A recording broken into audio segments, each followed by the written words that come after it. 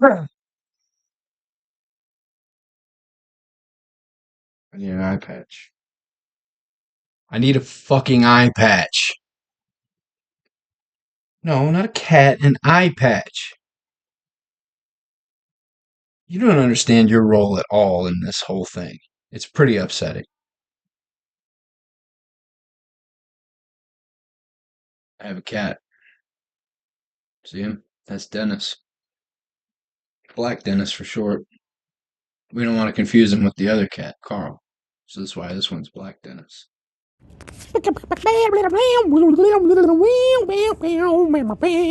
Sports stuff. Oh, mateys. I'm Captain Patchbeard. And I can't even talk like that. That hurt. That hurt to do that. Um, I was gonna say I smoke too much weed, but I don't do that. No, I don't do that. So, um, I mateys. I'm Captain Patchbeard. Batman took a vacation for once. Um, Hi, I'm Alex, and I'm not a pirate wearing his hat backwards. I'm just playing one on TV. I'm here from my extremely messy room, uh, cat in arms, to talk to you, the fine, massive fan base that we've already accrued. I'm here to talk to you about the most important things happening in this world, which, of course, is sports. Yesterday, I had a conversation with myself. Yesterday, I had a conversation with myself about Aaron Rodgers and his absence from training camp or mini camp, and how that was the most important story in sports. Last night, the Boston Celtics won the championship for the first time since 2008. So that was pretty significant, I'd say, for a franchise that typically, hello. Oh, did you wake up? You want to talk to them? Say stuff? But no, I'm Black Dennis.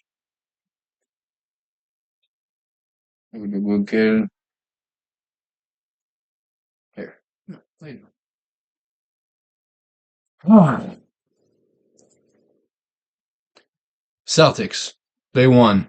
They beat the Mavs, and yeah, it wasn't even a fun game at all. And if you're a Celtics fan, I'm sure it was great. I'm very much not a Celtics fan. I don't like either one of these franchises. I was rooting for the Mavs because I just wanted the series to continue. I thought it would be really, really funny if both the NBA Finals and the Stanley Cup Final went to 7 games after two teams went up 3-0. I thought that would be hilarious. I would imagine that would make two particular fan bases would be shitting in their pants simultaneously. And I think overall, I root for chaos. So it would have been cool, but it didn't happen. The Celtics absolutely fucking decimated the Mavs, which, I mean, they should have. The Mavs got there basically because Luka Doncic um, played like a madman throughout the Western Conference playoffs. And in the finals of said conference playoffs, he was unbelievable in the fourth quarter. There was no answer for him. The top defense, Timberwolves were, you know, overwhelmed by Luka Doncic pretty much by himself, with a little bit of Kyrie help. Uh, and I think some of us, maybe, including myself, fooled ourselves into thinking that this would be a series. But the thing is, the Celtics, they're, I mean, they're good. They might not go down this way because it's not really how we do stuff anymore. But they probably ought to go down as one of the best teams in NBA history already. Uh, we couldn't even figure out who the MVP is supposed to be after all that because, I mean, who do you pick? Jason Tatum probably would have been the obvious choice because he's, quote unquote, the best player on that team. I'm not saying that I don't think he is. I think he is. I just think that, you know, he's got some competition. There's some really fucking good players on that team. And they ended up giving it to Jaylen Brown. And honestly, I kind of had him like fourth on the tier of guys who maybe deserved MVP for that performance. And so I tend to think that maybe the front office should just get the MVP. What's his name? Brad Stevens, former Butler head coach, who he was coach for a hot minute with the Celtics. They really couldn't advance too far, and so he transitioned to being the GM or the president or whatever, and he put together this team, and the roster is perfectly suited to play in today's NBA, where you need guys that can shoot. And they had and it didn't matter which rotation was coming in. If you had the guys coming in off the bench, didn't matter. Everybody on that team can shoot. Everybody. They got rid of anybody who can't shoot, save for maybe like Luke Cornett, your token giant white guy. You know, he's. It was remarkable to see just how many open shots the Celtics are getting, and when they're getting open shots, they're making it in every time. It just seemed like every time they got an open look, it was falling all series long. Now it's not necessarily true, but they had a chance. Meanwhile, I have notes. I was taking notes from yesterday's game, and I stopped taking notes at halftime because it was pretty bad. Um, so I got Luca. Luca has put way too many perfect passes to open shooters just to watch most of them clank. Specifically, Derek Jones Jr. should never shoot outside again. Uh, he did make at least one three that I saw, but in the whole series, it just seemed like he was being left open, and I think the Celtics knew it's because we don't have to worry about him. He's not going to make those shots. He did a lot. He was a former Bull. I watched a little bit of him, um, just on some mediocre teams, but he's insanely springy and athletic, fast, and you see him get to the paint pretty easy on a lot of guys. But not a shooter. It just seemed like every shot he put up was going, and then it would inevitably lead to the Celtics, running down the floor and finding Drew Holiday or fucking Sam Hauser, Peyton Pritchard, or fucking Jason Tatum, who he didn't really shoot that great, but they were finding guys open for easy shots. And typically in the corners, which I guess those are the easiest shots. I'm not the biggest basketball guy. I like basketball an awful lot, and I can talk basketball with other idiots, but I'm not like JJ Redick out here talking about game theory and I don't know. I don't know enough about it to tell you that it's the easier. I always thought it was harder whenever I tried to shoot from the corners because I can't bank it. But these guys, they don't need to bank it, I guess, because they're pretty good at basketball.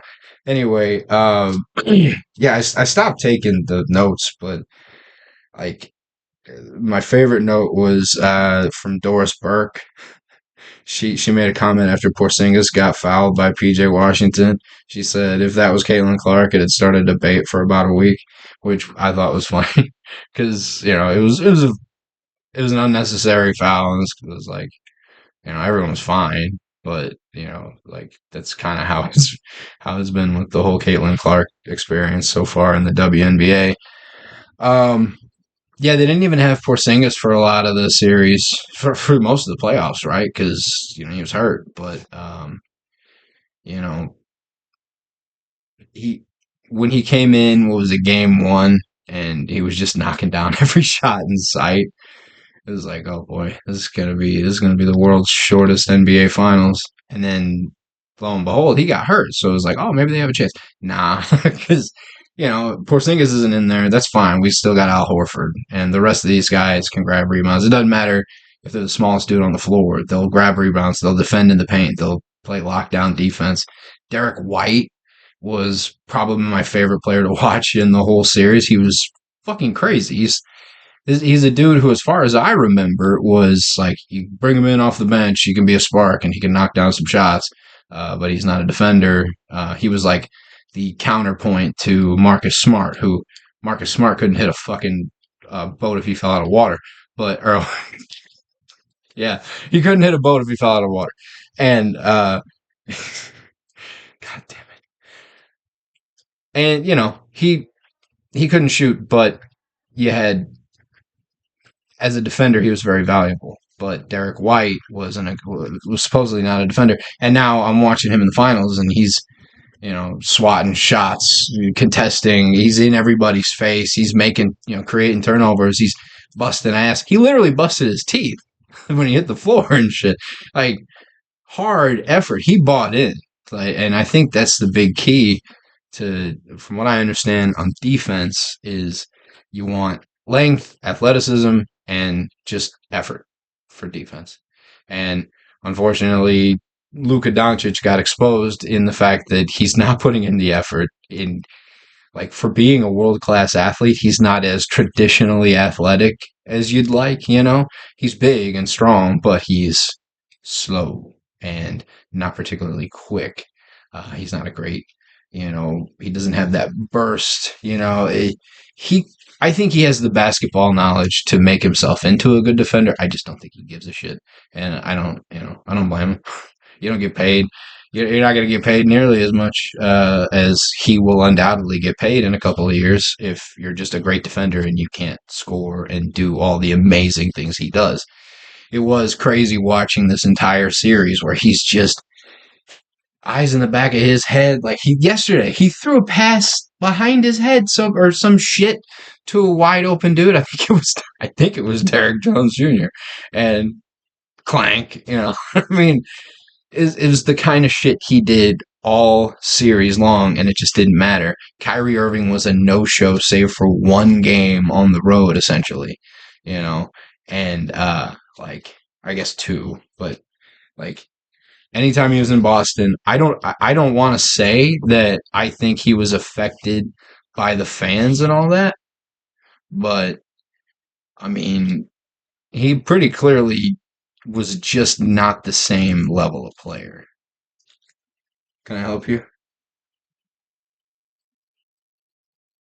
Yeah. So it was not great. Anyway, that's, I'm not an analyst. I wanted to give my take on the obvious that the Celtics are really good. And, there's a lot of people I've been, you know, reading online and listening to podcasts, and people are like, oh, it could be a dynasty. It's really good. They're really good. I mean, they're really good. They might be, but I also know that basketball is really hard. It's really hard to win championships. And, um, even if you have the most talented and best teams, you can run into teams that are just hot or playing at the right time, or they got the right guy to do the right thing, and all of a sudden you're in trouble. So it's like anything in sports. Yeah, I don't know. I don't know. Maybe they'll be a dynasty. Who knows? Like the Celtics have done that before. Not in my lifetime, really, but they've done it before. Anyway, yeah, that's it. Oh, okay. I want to talk about some things that happened during the course of the NBA season, or I don't know, just like wrap it up, whatever. I want to wrap it up because it's over. We're starting anew. The draft happens in like a month or some shit. Not even. I don't even remember. It happens so fast. The turnaround for basketball is one of the better ones in sports. Like in football, you gotta wait forever, but in basketball, you don't have to wait very very long at all for things to start happening. Um, but I, I just want to reflect a little bit on things that happened this year that I found are interesting, or I don't know, my thoughts, whatever. Rudy Gobert won DPOY, Defensive Player of the Year. I did not think he should have. Um, he he's won four of them, which will almost assuredly mean that he's a Hall of Fame player. And I don't know if anybody pays attention to basketball. Do you think that Rudy Gobert is like does he hit that level of recognition to the masses because he doesn't do that for me. And maybe it's just because the more recent narrative on him has been, yeah, he's great to have during the regular season, but as soon as the postseason comes and they start playing against good teams, uh, you're going to pull him out of the paint, and that's a problem. He can't defend on the perimeter, as most really big, long, crazy dudes they can't. You know, that's been he's a very traditional center. Shaq was an amazing player. He wasn't going to be guarding guys on the perimeter very well. That's just not how shit works. But Rudy Gobert, he won Defensive Player of the Year again, and I kind of felt like that was horseshit because, especially after watching the playoffs, I don't even think he was the best defensive player on his team. I think the best defensive player on his team is Jaden McDaniels, and then you can make an argument that even Anthony Edwards is a better defender than him. I don't know how he gets that level of recognition when he's just surrounded by a bunch of other really good defenders. Meanwhile, you've got Victor Wembanyama, a rookie, a kid who's he's old enough to be like a super senior in high school right now, right? That's about where he's at in terms of his age. He can't even legally rent a car or drink beer right now in the States. But that dude was pretty immediately the biggest factor in a defensive game. And people did not, it didn't matter what kind of look they had. They were coming. He had that much of an effect on veteran guys like Steph Curry and, some of the best players in the NBA.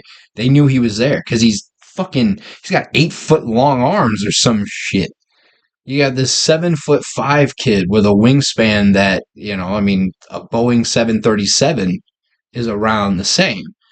He's just rangy and athletic and smart. He might not be the best defensive player in the league right now. You can make arguments for other guys, sure. Drew Holiday just made his masterclass, I would say. Him and, a number of other guys have plenty of claim to it. But I would say that it's a pretty surefire bet that's going to be his award for the next 10 years straight, basically. And there's going to be some MVPs sprinkled in there too. He's unreal. And I don't know. I think the reason Rudy Gobert got depoyed this year and probably all the other years is because the people that vote for him, mostly I believe that's sports writers, they just have an old school way of thinking about defense. And defense, the best defenders were always the centers because they get the most blocks and shit, and they have such a huge impact on the game because you can't drive to the paint if fucking, Dikembe Mutombo's in there, right? You can't drive to the paint if Ben Wallace is in there. Thing is, defense has changed. The game has changed too much to just say, well, he's the best paint defender, so that's our guy.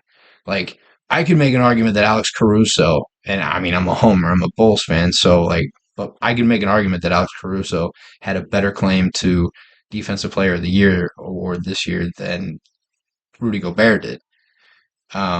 But he's not going to get that type of award because it doesn't typically go to perimeter defenders. It's going to go to the guy that gets the most blocks and all that shit. And I just think that everyone assumes because he's in there getting these blocks that matters. And my question is, if that's the only thing that matters, then why didn't Wembanyama get it? Because didn't he lead the league in blocks this year by a pretty wide margin? Like, I don't know. Whatever. It's neither here nor there. I thought the Western Conference Finals were a much more interesting matchup than the NBA Finals ended up being, and um, I liked watching that Timberwolves team. I won't lie; they were really fun to watch, and I kind of get the feeling that Anthony Edwards and Luka Doncic are going to lock horns in the Western Conference playoffs for fucking years to come, assuming Luka Doncic wants to stay in Dallas, which he might not want to. I don't know. The new ownership situation seems a little weird. It's Sheldon Adelson's widow, I guess how that goes. But she's pretty hard. They're both you're talking about very influential, hardline, right wing political advocates who And I don't say like, oh, they like Donald Trump. No, they've donated like millions, millions of dollars to Donald Trump's cause, and other causes that would, make that base happy. And Luca being, I don't know, like he might not want to be a part of that whole thing. Plus, it was just never more obvious and apparent that he needs help. And they brought in Kyrie, and it worked to an extent, but I don't think Kyrie's the guy you bring in to help Luca. I think you save money on a guy like Kyrie Irving and you let him go on a max contract, and you sign a couple other guys for way cheaper who fit what they need. What they need is 3 and D. You see what they do at Boston, where surrounding Jason Tatum with just guys who play defense and shoot threes. It's a similar thing, but it's way more pertinent because Jason Tatum could play decent defense. Luka Doncic has shown zero ability or even desire to play defense. And with that being the case, and he is your superstar, he is your franchise, he is everything you have ever dreamed of in Dallas for basketball. He's all those things, but he's not a defender. He's not a defender, and if he's going to be that bad, everybody else has to be really good. And I think they had some guys that were really good defending in the paint. They had some good defenders scattered around. But the biggest thing is none of those guys were making shots when they were open. And you gotta find somebody. They need like 2 or 3 Herb Joneses from the Pelicans. They just need long, rangy defenders who will get open and snipe from the corners. Because if you can get that going, Luka Doncic will win 2 or 3 MVPs in the span of 2 or 3 years, and likely you'll be if everybody stays healthy, you're talking NBA champion. Look how far they went this year, and they were clear to me. They were very clearly not the best team in the Western Conference. I don't know that I would have picked them to be the 4th best team in the Western Conference. There were so much better, talented teams, deeper teams in Oklahoma City, Minnesota, who they beat. They beat Oklahoma City. You know what I mean? Like, I might argue that the Lakers have more depth. And they're shit. The Clippers, they should have been in that conversation.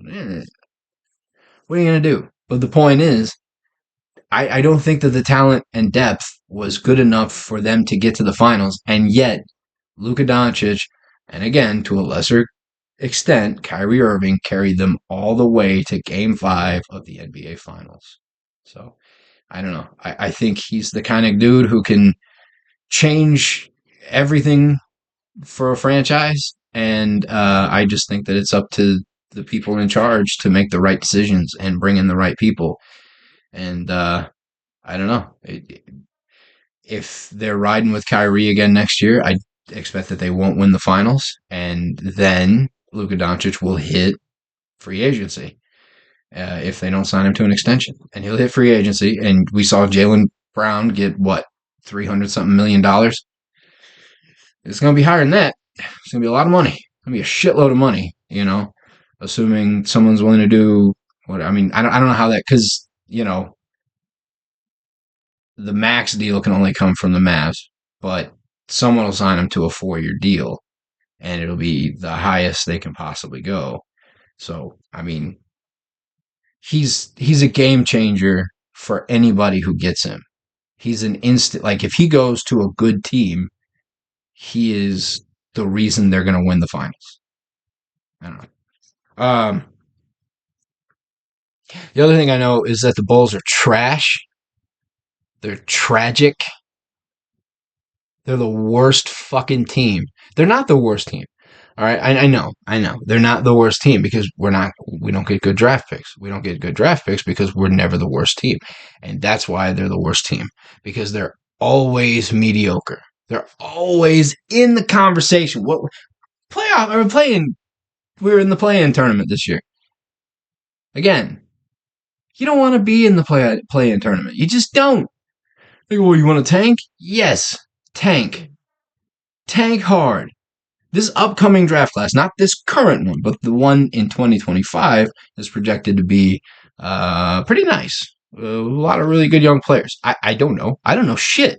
But that's what I keep hearing from the experts. So if that's the truth, then tank, tank, and tank some more. We don't have our first round pick currently, but if they do bad enough, I think it's a top 10 protected pick. So if they do bad enough, you get to keep that pick. So tank. And we still have the Trailblazers first round pick too. So if we do bad, you got the potential for two top 5 picks. Top 10 probably, but two top 5 picks. And then if you want to move up, you can move up and get whoever you think's the best guy if you can. I don't know. I think that there's ways that you can make this team better, but the thing is, you have to tank. The foundation of the team doesn't really exist. The only asset you have that's really worth a lot is Kobe White, who was great, but and he was great, and he's cheap, and he really ascended this year and looks really good. Zach LaVine is super expensive. He's 29 years old, going on 30, and I don't know that teams value him the way that I don't know, the way they would have a few years back. He's great when he's healthy, but he's also never healthy. He doesn't play defense, and he's a great scorer. But if you already have great scorers, you just need guys that can buy in and play within the system. And I don't know that he's that guy. I like Zach. I think he's a really good player, but yeah, I don't know. Anyway, that's about all I got for the past NBA season. I will exit by sharing a story with you. I've told it on the podcast, but not on YouTube, not on the tube. So I'll just go ahead and talk about how I actually got to go to a Bulls game. They played the Warriors this year in Chicago. My wonderful girlfriend, for Christmas, got us tickets to go to this game. And so I got to see Steph Curry play. I got to see Klay Thompson play. I got to see Kobe White play really, really well. DeMar DeRozan, LaVine was hurt by then, but we got to see some really good basketball. It was a good game. The thing that mattered about it, though, was this was the Ring of Honor ceremony game at halftime. So the big draw was supposed to be that they were going to have all the former guys that were going to be in there. Anybody who's alive was going to be there, including Michael Jordan, Scottie Pippen, Dennis Rodman. It turned out to be not so much that. Those 3 guys did not come. They sent in video, whatever messages like, "Hey fans, thanks for all the money." I don't know, whatever. The point is, they had that, but they also were inducting people who had died, that's a classy move, right? That's good. And they were introducing Jerry Krause, the much maligned former GM during the Jordan era. He had 6 championships. One of the true architects of that team. A man who I would say probably does not get as much credit as he deserves for what happened during his reign. But he's also very controversial because he's the reason that the Jordan Bulls broke up after 98. He is the only reason. And Jerry Reinsdorf, who's a spineless fuck who decided to roll with Jerry Krause, even though the best player on the planet is telling you, "I'm not coming back unless Phil Jackson and fucking Scottie Pippen are coming back. I want to run it back and try for a 4th straight championship. We've just won 3. Give us a shot." And Jerry Krause declined, said, no, thank you. We're not doing that. So he is not a very beloved figure in Chicago sports fandom, but he is dead. And so when they got to him and they show him up on the video and all that, they just show his face, Jerry Krause, and they say his name, and immediately the entire stadium rains boos from the rafters, right? And I mean, I'm not gonna lie, I was one of those guys. I was a little drunk, I was a little high, was a little out of there. But I knew that I'm supposed to boo Jerry Krause. What I didn't know, and what most of the people in that place didn't know or realize because nobody was really paying that much attention, was they were bringing, uh, for dead folks, they were bringing live family members. So I'm in the middle of booing, and then I realize before they even show it on the screen, I said, oh no, they're going to go to his kid or something. Nope, it was his widow, an old lady. And when they showed her, she was bawling. She was so sad. She was crying so hard. And I felt bad. I felt genuinely bad. Everybody tried to correct course as soon as they saw her. They're like, oh shit! Hey, yeah, George. It was too late. It was so deviantly awkward, and I was dying. I was laughing so fucking hard. I couldn't stop. It was one of the funniest things I've ever seen in my entire fucking life. And it unfolded in front of me in Chicago with, thousands of people perpetrating it. And it was so fucking funny. I was laughing so hard. I couldn't stop. And there was like a teenage girl a few rows in front of me. I just happened to look up and see her giving me a death stare. Just like, how dare you laugh at that woman's pain? And you know what? I felt bad, and I feel bad that she got booed. She didn't get booed. Let's get that out of the way. She didn't get booed. They were booing a dead person. Okay? And that's okay to do. We can boo dead people. And people will say, that's not nice. You shouldn't speak ill of the dead. How about Adolf Hitler? What do I say about Adolf Hitler? I'm not a Kanye fan. I'm not going to be like, oh, I love Adolf Hitler. He was a great guy. Fuck Adolf Hitler. He's a piece of shit, right? Now, am I saying Jerry Krause is Adolf Hitler? I'm just saying there is a precedent where you're allowed to talk shit on dead people. Because just because you're dead doesn't mean you're a good person. It doesn't mean that everything you did in life is just washed away.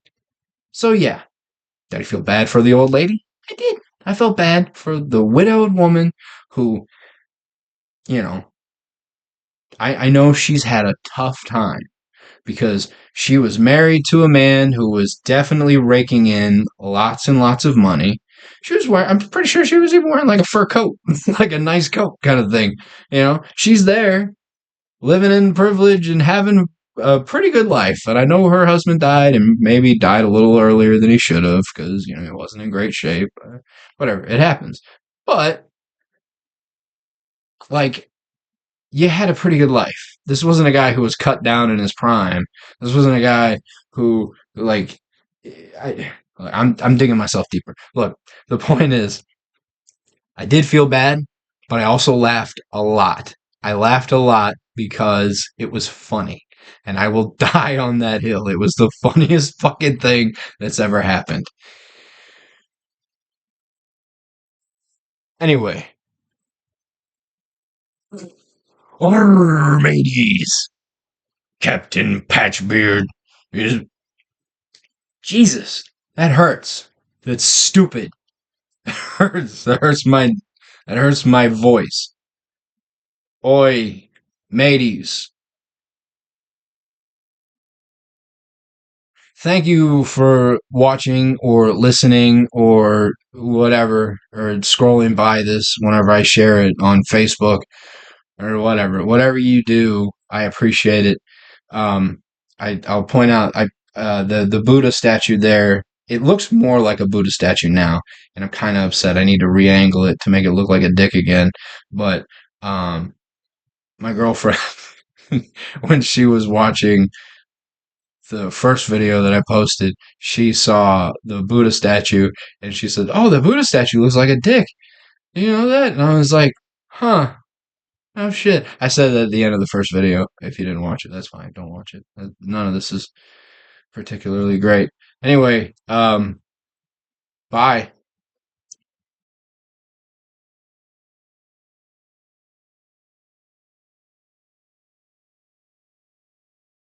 He's purring.